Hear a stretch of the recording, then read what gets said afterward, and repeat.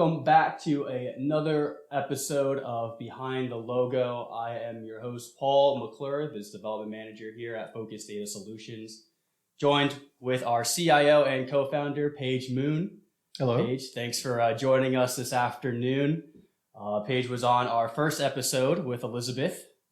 How was that experience? Did you have an opportunity to listen to the podcast once it was posted afterwards? I did, and I could tell that I started out sort of tentative, and I by the end of the thing, I was having no trouble whatsoever speaking.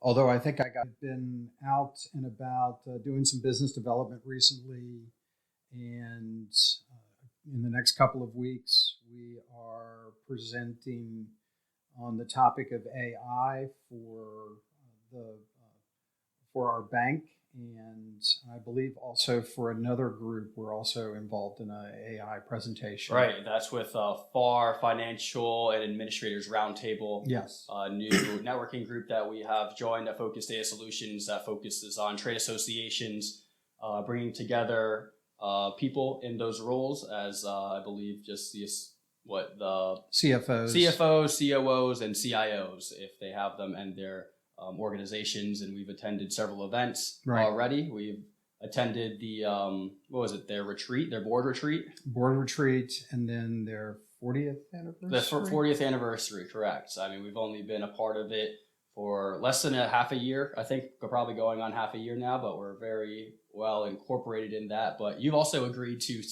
join one of the... I did. I in a weak moment, I told the people at FAR that I'd be happy to work on one of the committees. I haven't gotten my committee assignment yet, but I'm sure it'll be rather interesting. What's the last committee that you have worked on or worked with? Oh my goodness. So, well, this was a few years ago, but I was on the board of St. Stephen St. Agnes School. And I think towards the end, I was part of admissions, part of perhaps it was disaster recovery, and I think it may have been a part of finance. Okay, right. What are you looking forward to most with this new committee that getting more involved. I mean, the whole point of this is to get involved with this organization, get to know some of the players.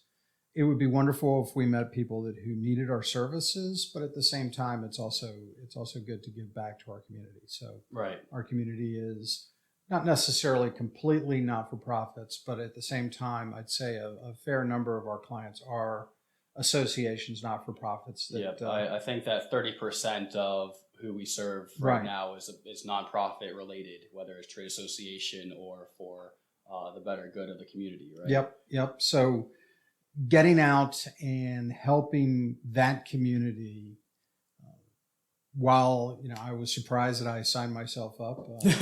I was also genuinely surprised as well when you said, "Hey, I'm going to sign up for a committee," and boom, there you were. But it's fine. You got a little bit of a taste at the retreat when they broke us out into small groups, right? And you got, I don't know which committee or member you were with, but I was with their membership and their outreach, their communications, which was right up my alley as business development. I'm doing a lot of outreach and finding out ways of how to connect, especially when it comes to the COOs and CFOs of that vertical. So I found it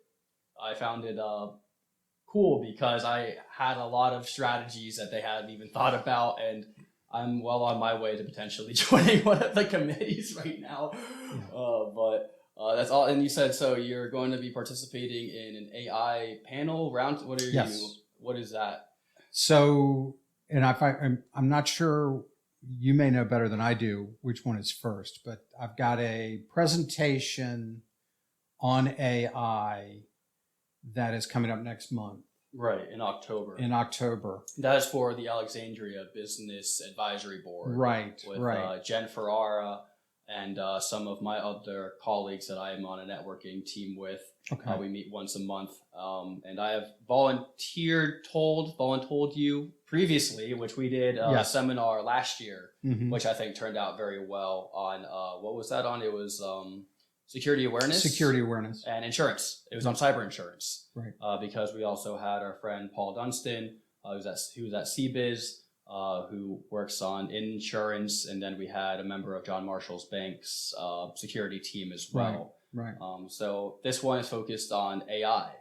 Right. And so put together a slide deck that probably has 10 slides in it, and it's just sort of a brief overview of where AI came from, where we are now, and what we could anticipate in the future for AI. Right. And so doing a presentation on that in October, and then in November for FAR on a panel discussion about AI. So in effect, I'm just bringing myself back up to speed on artificial intelligence, what it means, what it doesn't mean, and just going back into the history and finding out more about it. It's a fascinating subject. Yeah, and I know that as a company internally, obviously, we're a tech company, but AI and managed services, we definitely can see where it can fit in, but at the same time, it's not necessarily what we do on a day-to-day basis, right? Right. I know that we've also been talking about our stance on AI as it becomes more out there in the world, and it's kind of taken everybody by storm. Right. Every LinkedIn post that I see is 1 in 5 is about AI, and then on Twitter, social media, everything else that's out there, right? So people start to, I would say, maybe not panic is the right word, but they're always interested in how they can incorporate that, and they don't want to fall behind. Is that kind of what you're seeing as well? Yes, and I'm not panicking either. I mean, there are some things to be concerned about. Certainly, the biggest concern I think for myself is that AI, once you flip the switch and AI begins to think for itself, how much control are humans going to have on that particular system? And until that question is answered, my concern is don't flip the switch. Right. Now, in the case of today, in today's Chat GPT and OpenAI, et cetera, the old adage that garbage in, garbage out, that still exists in AI land. And you see that certainly with Chat GPT. You see it in some of the media stories about the horror that Chat GPT happened to, or not Chat GPT specifically, but AI had occurred. And those things are, they're currently not necessarily a long-term issue, but it is a bias that's in the system. And again, you have garbage in, garbage out. Right, because it's continuously learning, right? And what it doesn't know, it tries to fill in the blanks. Because I know that I've used it a couple times creating messaging for my marketing. And what was it? Actually, one of them was for this podcast, Behind the Logo. And they tried to, I guess, utilize the name of it to guess what the podcast was about. Right. And which they're just like, oh, today we're going to be talking about Nike. And then they talked about the logo of Coca-Cola and all of that. Just trying to assume and figure out like how can I best serve this? And then I try to incorporate, this is a podcast about focused data solutions, and we're just going to be talking about behind the scenes and getting a little bit more in-depth look. But it still couldn't figure out, or couldn't, it still needed to fill in that blank. So it was like, obviously still being wary. Fact checking is a big part, right? Right. And I know that you also kind of mentioned the before and the current, because I think what you said previously was right now we're kind of in still the machine learning phase, correct? Or yes, and so there's what came before is, and you can speak to anyone who's programmed computers, that what came before were procedures, essentially. Steps that a computer would take. It would be instructed to take those steps, but it wasn't necessarily learning anything with those steps. It was just doing what we told it to do, and the output came from that. Right. The step in the right direction for computers getting towards AI was in the concept of decision trees and having the computer decide for itself what was the best decision for that particular situation. And so decision tree, knowledge, programming, that type of thing opened up a world for AI. And, you've got examples certainly going back many years, but right, because this isn't a necessarily new thing. No, it's just been somebody created ChatGPT and utilized it, and we're finally kind of embracing well, it. It's a lot of things going into it. I mean, there's CPU speeds have increased, the memory has increased, the data in the systems have increased. I mean, it's a coming together of a lot of different pieces. A lot of different threads have been put together into this AI situation. Right. And you've got things that happened in the past that sort of help to mold what AI is today. Mm-hmm. And we're still in the juvenile stage of where we're going to go with this. And Hollywood has done their bit to tell us what's going to go wrong. Yep. I'm sure everyone knows about Skynet and Terminator, et cetera, et cetera. And there is some concern about that. I mean, the fact of the matter is that you take away responsibility. I mean, the computer can't be responsible for, or certainly can't be punished for what it does. Mm-hmm. It makes a decision day in, day out. When you go into like a driverless car, that car could decide, what's more important. Right. And what is that equation? Do you hit the older lady or do you exactly. hit the infant, right? Exactly. Like which one would you choose at the lesser of evils? And right. Obviously the answer is neither of them. Neither. But and so we as a people, we as the world need to make these decisions before we just flip the switch and turn on AI. Mm-hmm. Now, the concern I have is, yes, everybody is in agreement that we need to do this, but we have military organizations out there that are utilizing AI in decision support now. Right. And they're not going to slow down. Yep. I know that one of your examples that you were looking to use for the presentation was what was the military? What was it that you were going to? Well, and this is an example of decision tree as opposed to AI, specifically AI. But this was a device, and I was in the military many years ago, and I think I was on one of my Mediterranean cruises, and or Mediterranean cruise, and there was a weapons exercise. Mm-hmm. And the weapon that was being used in this particular case was the CWIZ, close-in support system. CWIZ, I forgot the name. So for all y'all out in Podland, the CWIZ looks like R2-D2, and it's usually painted white. I've seen it actually painted like a minion. But the CWIZ is a ship protection device. And it's essentially a big honking Gatling gun. It's a Gatling gun. That puts spent uranium, thousands of tons of spent uranium down the firing line in a very quick amount of time. And CWIZ came out in the 70s, and they've certainly made changes to it. But for the most part, CWIZ, at least when it was coming out, they never put it in automatic mode. Mm-hmm. And the reason for that is that they had no guarantee that it would find only the enemy.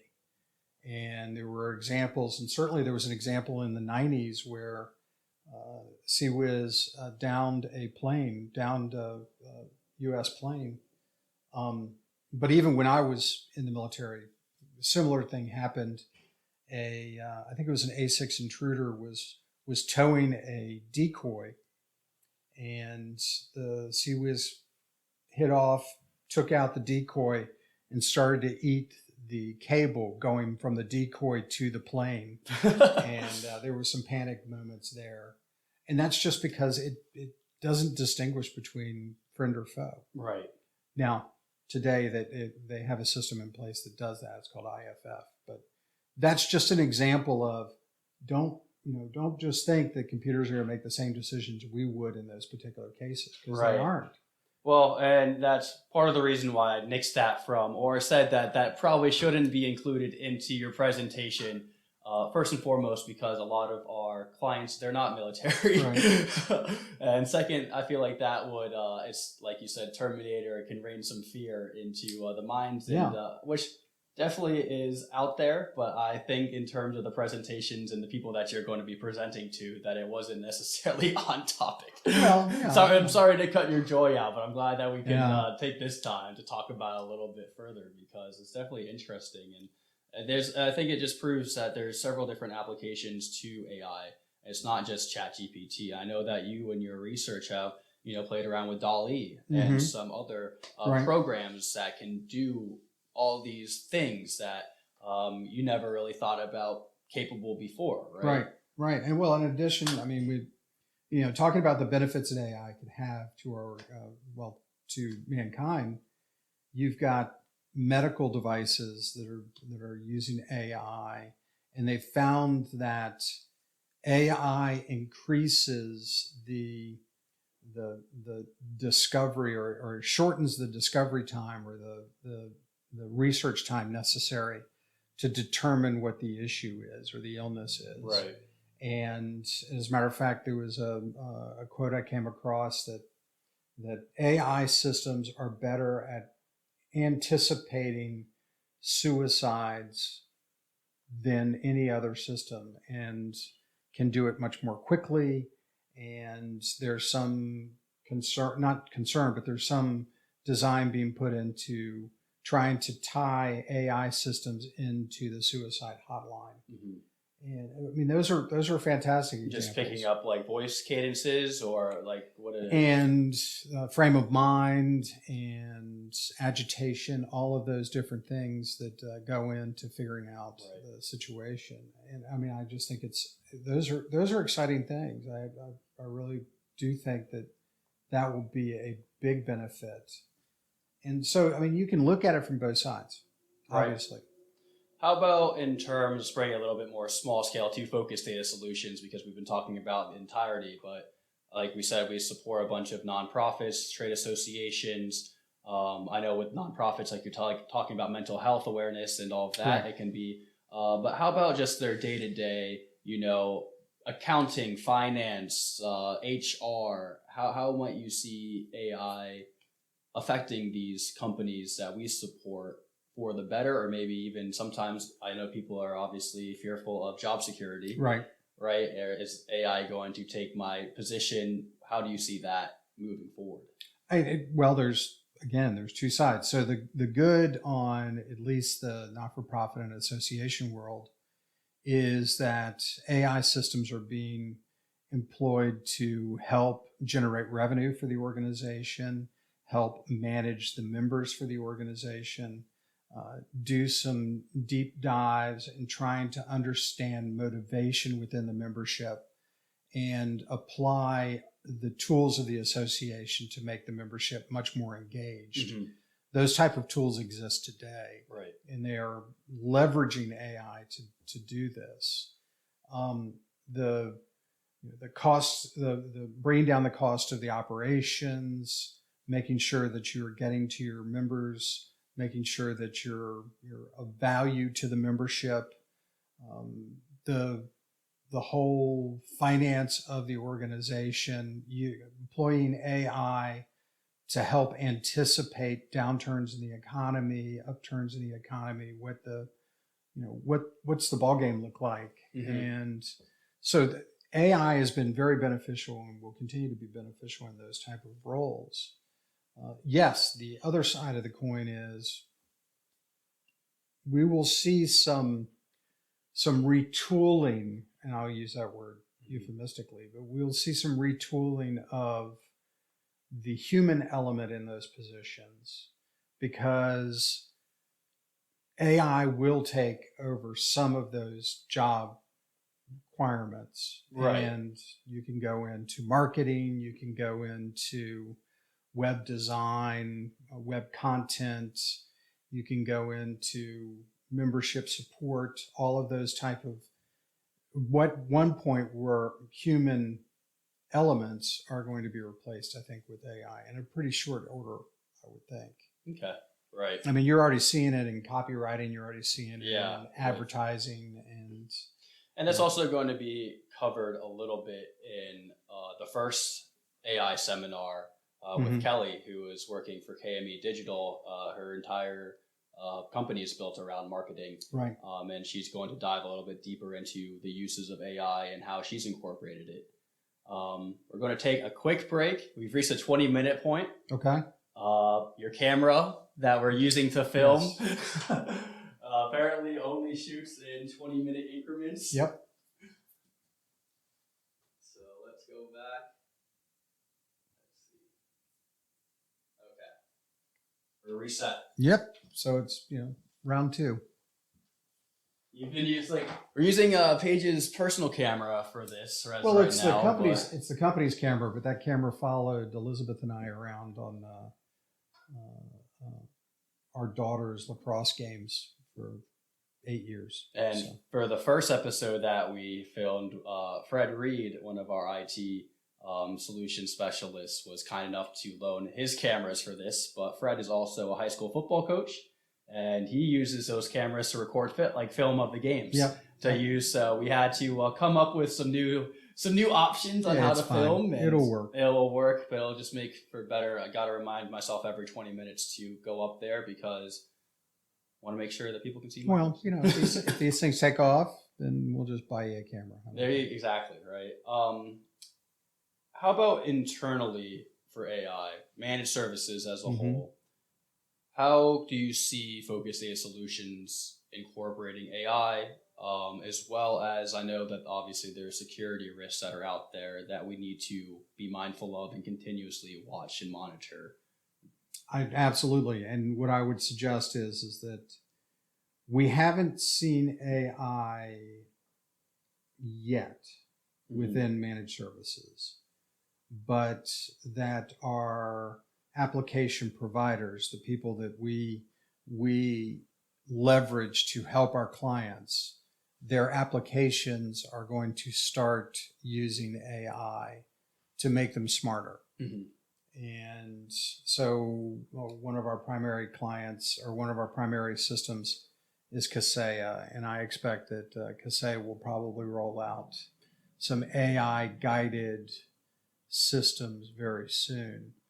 And I'm looking forward to that. I think that many of the things that we do when we're managing or monitoring or taking care of a network is all based on what our team has discovered and then going out and finding a solution for that particular issue. Whereas AI, I think, will allow us to have the AI making the decisions about what remedy we could choose to do in that particular situation. Right. And in a monitoring situation, I think AI will be very beneficial. But you don't weeding through the chaff. Right. But you don't foresee it taking anyone's position. No. There's always going to be our staff members there monitoring it as well, right? No, nor do I think that AI will take over the help desk position. I don't think our clients would be very happy if they start talking to a computer. Or dispatch or any of that, right? Because, I mean, it's like voice automation, right? If you're calling in voice recognition, is that part of AI or is that a little bit different? So it used to be called IVR, interactive voice recognition, and IVR has been around for years, and it was not AI. It was essentially a decision tree. Right. And you come in, you press 2. If 2 is pressed, then you go here, et cetera, et cetera. And then voice response, it learned enough about intonation to understand basic words. Yes, no, representative, balance, those type of things. That was not necessarily machine intelligence. Now, I suspect that ChatGPT and what ChatGPT does is some of that IVR type of functionality, and that is based on artificial intelligence, right? Because, or at least machine learning, not necessarily. I know that I saw out there when it comes to Apple that you can do a voice recording for 10, 15 minutes, right, and then it can replicate your voice. Right. And there's obviously security threats or aspects to that, right? Because yeah, absolutely. But it's an exciting time. It's a scary time. And we're we're observing and we're kind of learning as much as we possibly can about it. Mm-hmm. Spending a good amount of time looking at its application, and we're hoping that the government certainly regulates some of this, mm-hmm. and that privacy isn't just thrown out the window. But we're not going to be able to stop it, so we're going to have to grow with it. Yeah, because even as soon as you insert information into that prompt in ChatGPT or whatever device, right, it's just going to it's going to stay in there, right? Yep. And it's going to continue to learn and grow based off of whatever information that you provide it. Yeah. So don't put any private information into ChatGPT, please. Right. Anything else that you're planning on covering during these seminars, or like anything that you've covered in your research? That I know that we've kind of went through a lot of it, but I'm trying to think of anything really. Well, I did see, and there were certainly a couple, and I thought it was very interesting. Swarm AI is a subset of AI that is exploring the way that swarms work, like birds in a flock. Okay, right. Or I think there are other examples of swarming, and the power behind a swarm. And certainly it has a military application, but it also has a medical application. And in being able to apply the learning and the intelligence and the background and the skills of many, many, many different medical personnel to diagnose a certain issue. Right. And do it in real time. And that to me is very exciting. So while I don't necessarily think I'll be talking about that during our presentations, but it is swarm AI to me is very, very fascinating. There's definitely different fields and different verticals that AI is going to affect a lot more rapidly than senior care. Right. Absolutely. I think that what's interesting is they're applying AI in senior care, and they're just now getting their feet wet with making AI a companion for seniors. Right. And one of our clients or partners that we service is in the senior industry, and Senior Services of Alexandria. And we have their Oktoberfest actually coming up. I know. Right? I'm excited about it. That. Are you partaking? I think so. Yeah. Okay. I sadly am going to be out of town for that, but I know last year's event was really good. It was at Port City. Is that Port City this year as well? Port City this year as well. Another plug for Port City Brewery. I know that I'll have to find my lederhosen. Yeah. Did you break that out last year? Yeah, I did not. No. But I did have a nice big German mug that I brought along. Yeah, and I know that they had sausages and brats and sauerkraut, and not sure what Elizabeth signed us up to be. We're the Lederhosen sponsor, I think. I think so. Right? Yeah, I'm gonna go get my Lederhosen. We gotta get some Lederhosen, and I know that some of the other members of our team are also attending that. Mm-hmm. Are there any other events that you're coming up for you? Not that I can think of. No, not that I can think of. Okay, I know that Elizabeth is heading down to the beach. Oh, you mean on the personal side? Well, not just anything, right? I'm going down to Irvington in a couple of weeks to play golf for 3 days. Right. And looking forward to that. I see your Golden Eagle golf polo on. Yep. What is Golden Eagle? Golden Eagle is a golf club down there in Irvington, Virginia. And I've been playing there since I was probably 10 or 11 years old. And just love it down there. Absolutely love it down there. So I think that's probably I've worked here now 3 years. Yesterday, I think was my anniversary, but I think that is possibly Irvington is the most mentioned thing that I hear you talking about. And well, I'd say that's yeah. It's either Golden Eagle or the Eagle Lodge, but well, those are two two different things. But you love your Eagles. Yes. Anything else? I know on the project side or just in current, like day-to-day operations, what's been going on? I know that we've been busy with projects. Our teams, this week we just broke the 300 threshold on tickets closed, which I feel like is a huge number. Yeah. I don't keep track of the tickets on a daily basis or a weekly basis, but I congrats to our IT staff. Yeah, we're down in I think in the 30s on tickets on the board right now. What does that mean for like? Well, so the way tickets are done, anyone can call in. Our clients' staff can call in and put in a ticket. That becomes one individual ticket. And so we run approximately 50 to 60 tickets at any given time. That's usually what's on the board right now because of all of our staff being engaged. And we did this competition this week to find out, which side of our help desk is the big winner. And so now we're down in the 30s, and that's fantastic. Yes, that's incredible. I know that at one point earlier this year, we were up towards the hundreds, right? So, and it will swing depending on the season. So if it's a busy season in association land where a lot of conventions are going, a lot of conferences are going on, then our ticket load will go up. If on the other side, we do a lot of work for government contractors and lobbying groups. Again, it depends on whether they're in town, whether they're working on projects, that type of thing. Yeah. And so it will fluctuate up, but fortunately right now it's fluctuating down. Right. And that's good. Right, especially as we start to head into the holiday season, but we'll see how that works. And projects, we're still getting everybody on Office 365 multi-factor authentication.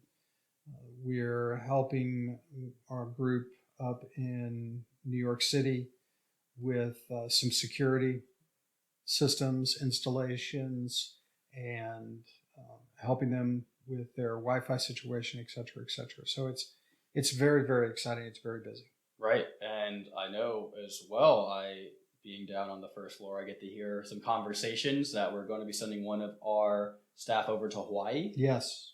So we have a client who's a statewide or United States wide, continental U.S. and Hawaii company, and their office in Hawaii needs some help.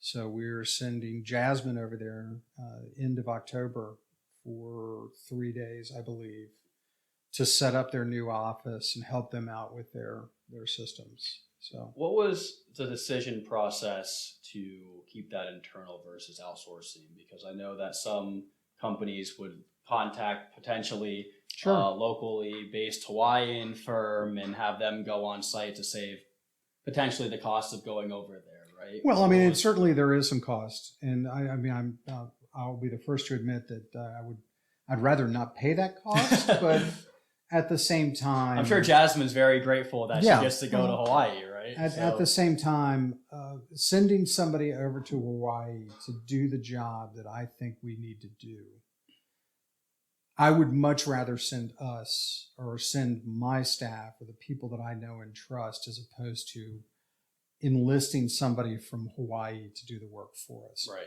Now, they may do a wonderful job. And as a matter of fact, we've used individuals over in Hawaii to help us out in the past. Mm-hmm. But in this particular case, it's an opportunity for us to re-engage with the client's office and their staff. They've had some turnover. People don't even know who we are. Right. So it's an opportunity for Jasmine to go over there and really open up that dialogue that I think is very, very important. And a lot, obviously, that goes with the time differences that our core office hours are a lot different than their core office hours. So when they do have an issue, we are capable of supporting them, but they have to call into our post hours, right? And so it's a little bit different of an experience that they receive versus our clients that are based in the DC area. Yeah, and that's another reason why I think it's worth it to send Jasmine over there. So yeah, I mean, that's very exciting. It's very exciting for her. I hope she has a wonderful trip, and I'm looking forward to strengthening that bond between us and the Hawaiian office. Yeah, for sure. Anything else that is on the scope for projects or anything exciting that's going on for Focus Data Solutions that you can think of at the moment? Not that I can think. I mean, Hawaii is pretty exciting. That's probably one of our. I know that when we were going up to New York, are we going to start sending people back up onto campus eventually? Yes. So New York, we are actually sending Griff and Fred, maybe, up there also at the end of October to help them clean up, get rid of some of the old IT equipment that's throughout their offices, recycle that, and then also to reconfigure some of the Wi-Fi units are up there. There's the campus has 5 or 6 buildings that are residents, and they're not necessarily residents. They're associated with the seminary up there. Yep. So, and hopefully in future episodes we can speak a little bit more about that, about GTS in New York and how we eventually got there, because it's a whole process in its own making, and there's a lot of strategy that went along with that. But they've been great clients. So, yeah. Don't think we have time for that right now, but for a future episode, we'll keep that on. It's on camera. So okay. Well, you're on camera. You're on camera as well. I know, but not on the same camera. That's true. We're on different sides of the room right now. But that's all I have for right now. But are you excited to do this presentation? Like, again, I think, what is it? It's October 16th. Yeah, I mean, I am working on it. Yes. So for me, it really takes a good amount of time for me to sit down, do the presentation, figure out what I'm going to say, make sure that I've got the research done. But I will certainly be prepared by the time it comes. Yep. So I'm looking forward to it. Yep, and that's going to be in Alexandria. The calendar invite or the invitation is on our LinkedIn. If anybody, hopefully I can get this episode out. I will try to get this episode out before it happens, because I think it is in two weeks, and you have a meeting coming up to finalize slides and do all that. But I think it should be a good event. We hope to see some of our partners out there as well as anybody else that's interested. But Paige, thanks so much. Always a pleasure. I'm sure that we'll be talking to you in the future, just in general about Focus Data Solutions. But absolutely. Happy to do it. For now, we're signing off on another episode of Behind the Logo.